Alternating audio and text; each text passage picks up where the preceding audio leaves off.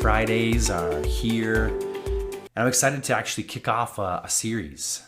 The idea of comparing mental fitness versus mental health. So before that, I just wanted to remind you of the Mental Fitness Stories group that's going to be kicking off soon. Keep an eye out for that.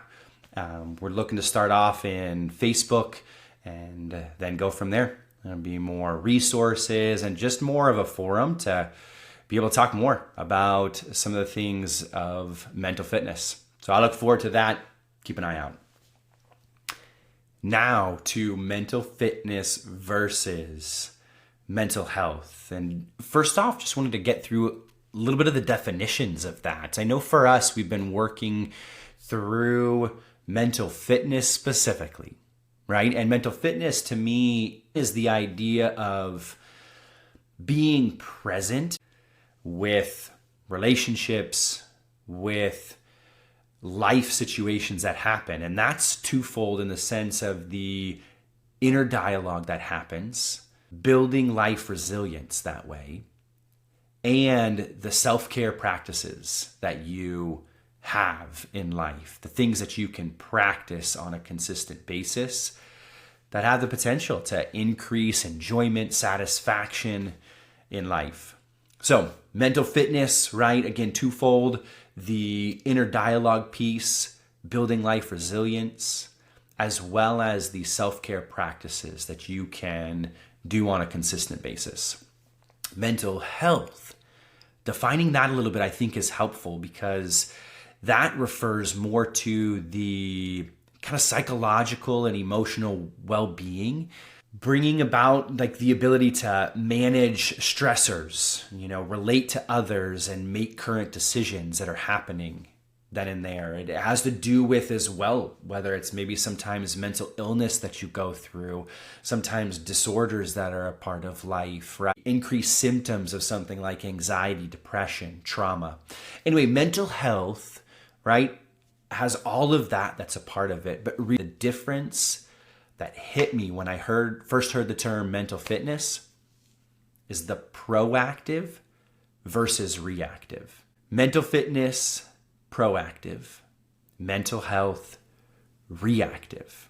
And as you are proactive in something, you're able to, I think, bring hope into some situations. Hope into life. There's a little more control over so many things that happen in life that are out of our control.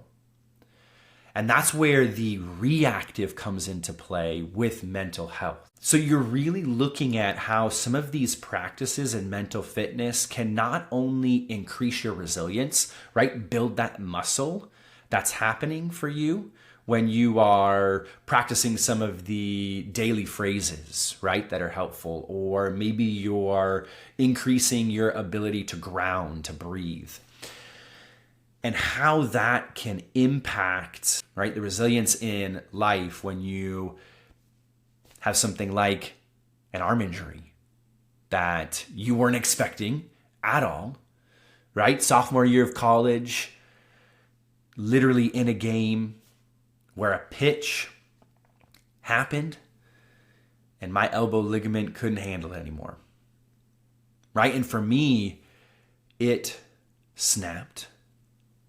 And so much of life became so reactive after that. My anxiety shot up out of the roof.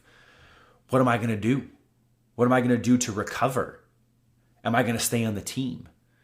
Once I'm in recovery, what am I going to do with PT right after surgery? And I don't know if you've been in physical therapy before.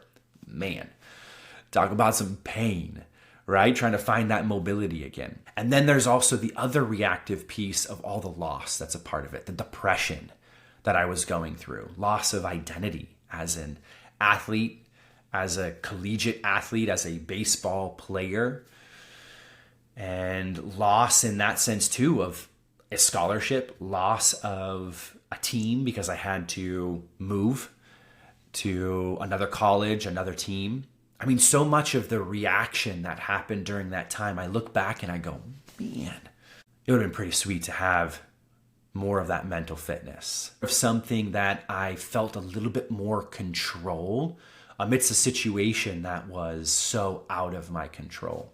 And so I think that's one of the big pieces, one of the key differences in mental fitness. Again, proactive versus mental health, reactive. Both are needed, and yet something that I think can be focused on more and is necessary to be talking about more, sharing about more, hence this whole podcast, is just this idea of mental fitness. Raising the awareness of how that can positively impact your life on a consistent basis, that you can pull in a little more control in the midst of these times when you feel so out of control. Because I know as I look back, man, something like practicing the phrase, I am doing the best I can during recovery, oh, that would have been huge.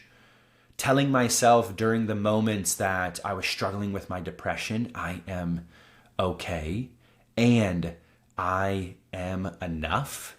Talking about some serious mental fitness, right? And still walking through the pain and the hurt, right? The moments of anxiousness and depression. But it would have been practicing that muscle and increasing that mental fitness. And so again, when we're really looking at it, we're really looking at the difference of proactive versus reactive. And that was the first thing that hit me when I heard the actual term mental fitness. I was like, there's something about that. I got to dig in deep. I got to figure out more of what this is. And in these moments of control, I recognize breath, I'm okay, and I recognize hope. I think that's huge.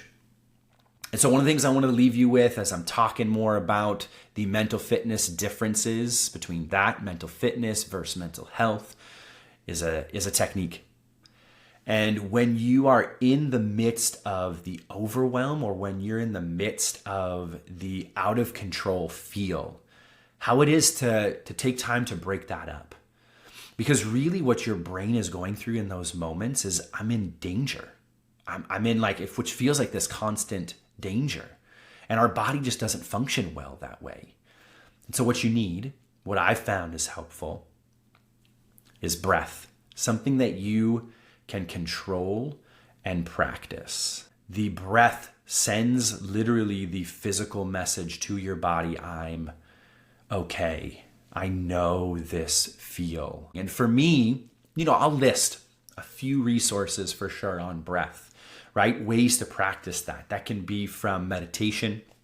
So many resources there, certain apps that are a part of it, something like Calm or Headspace. And then there's the practice of the techniques.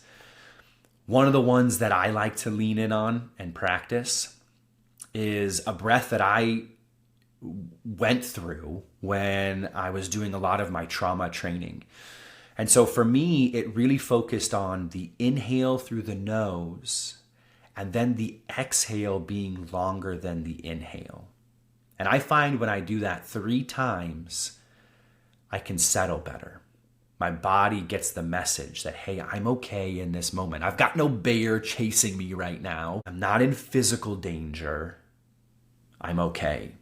And so for me, what I like to do is 3-second inhale. You can hold for 2 seconds, and then you exhale that breath. Do that 3 times. Tell me what happens to you. Because I know for me, that's been helpful. For others that I've been able to share that with, that's been helpful. And so I can't wait to hear more about it. I want to hear more from you as well, mental fitness tips and techniques that you've used, whether it's phrases or quotes, whether it's now breathing techniques. I'd love to hear it.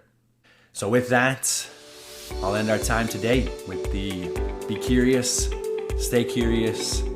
Until next time. Thank you for joining us on this transformative journey through mental fitness stories with John Steele. If you resonated with today's episode, don't forget to hit subscribe and leave a review on your podcast platform of your choice. Remember, your story is important, and so is your mental well-being. If you have a personal mental fitness journey you'd like to share or topics you'd like us to explore in future episodes, reach out to us on social media or through our website. Stay tuned for more inspiring conversations, expert insights, and practical tips to help you cultivate a resilient mind. Until next time, take care of your mind, nurture your inner dialogue, and prioritize your self-care. Remember, you are not alone, and your mental fitness and well-being is worth the investment. Thanks for being a part of the Mental Fitness Stories community.